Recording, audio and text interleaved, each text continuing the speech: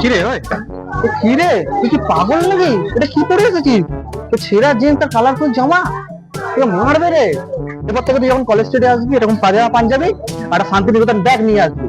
Idiot. চল, college street যখন এসেছি 10-12টা বই কিনে নেবো, বুঝলি?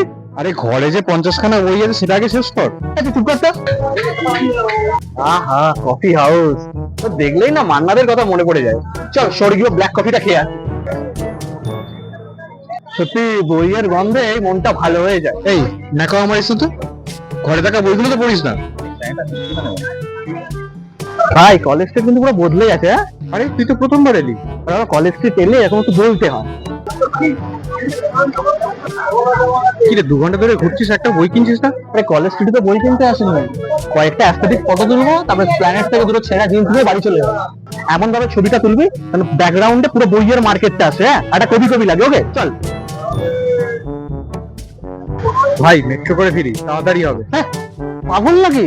তুই কলেজ স্ট্রিট এসেছিস মানে তোকে ট্রামে বাড়ি ফিরতে হবে। তো অ্যাস্থেটিক ননসেন্স।